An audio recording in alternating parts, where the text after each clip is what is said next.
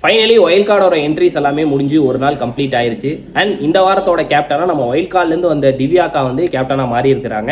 நேற்றுக்கான episode முழுவதுமே திவ்யா கேப்டனா மாறினதுக்கு அப்புறம் நம்ம பார்வதி அக்காவோட இன்டராப்ட் வந்து ரொம்ப அதிகமா இருந்தது. அதுக்கான காரணம் என்னன்னா, நம்ம திவ்யாக்கா அண்ட் அவங்க கூட வந்த ஒரு சில நம்ம ஒயில் கார்டு கண்டஸ்டன்ட் இவங்க எல்லாத்துக்கிட்டையுமே பார்வதி வாலண்டியரா போய் அது என்ன இஷ்யூ என்ன ஆகிட்டு இருக்கு அப்படின்னு சொல்லி பர்சனலா ஒரு விஷயத்த பேசி கிளியர் பண்ணிட்டு வெளியே வந்திருப்பாங்க.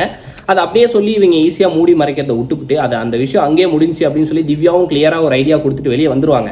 அதுக்கப்புறம் கூட வாலண்டியரா போய் நம்ம பார்வதி அக்கா என்ன பண்ணுவாங்கன்னா, நீங்க கேப்டனா மாறினதுக்கு அப்புறம் வேற ஒரு விஷயம் பேசிக்கிட்டு இருப்பாங்க. அந்த இடத்துல பார்வதி சம்பந்தமே இல்லாம எந்திரிச்சு, நீங்க இதுக்கப்புறம் யாரையுமே இந்த இடத்துல என்னோட பர்சனலான விஷயத்த பேசக்கூடாதுன்னு சொல்லுங்க அப்படின்னு ஒரு கட்டத்துல பதிவு பண்ணியிருப்பாங்க.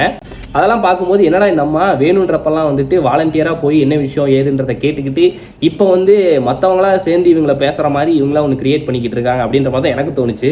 தப்புக்கு மேல தப்புகளா இவங்க எல்லாருமே பண்ணிட்டு அதுல ஒன் ஆஃப் த கோ கண்டஸ்டண்டா இருக்கவங்க அதை கேட்கும்போது நீங்க கேட்கக்கூடாது பர்சனல் அப்படின்னு சொல்றவங்களுக்கு பர்சனலான ஒரு விஷயத்த பப்ளிக் ஷோல பேசக்கூடாது அப்படின்னு ஏன் தெரியல.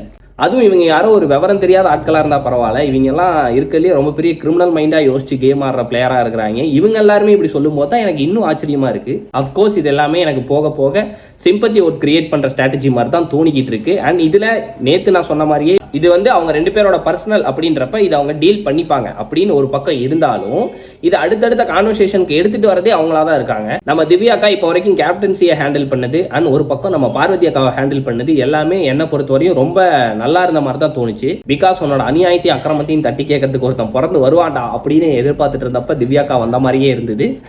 அண்ட் பார்வதி இது வரைக்கும் பண்ண ஸ்ட்ராட்டஜி எல்லாத்தையும் வெளியிருந்து ஒரு ஆடியன்ஸா பார்த்துட்டு உள்ள வந்திருக்கனால இவங்க இதே தான் நமக்கிட்டையும் பண்ண போறாங்கன்னு முன்னாடியே தயாரான மாதிரியும் அந்த தயாரானதுக்கு ஏற்ற மாதிரியான ஆன்சரை அவங்களுக்கே கொடுக்குற மாதிரியும் தான் தோணுச்சு. இது போக போக அப்படியே மாறுறதுக்கான சான்ஸும் இருக்கு.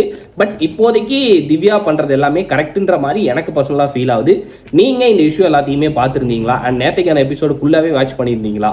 பார்த்துருந்தா அதுல நீங்க யாருக்கு பார்க்கு சப்போர்ட் பண்றீங்களா இல்ல திவ்யாவுக்கு சப்போர்ட் பண்றீங்களான்றத கமெண்ட் பண்ணுங்க, நானும் தெரிஞ்சுக்கிறேன்.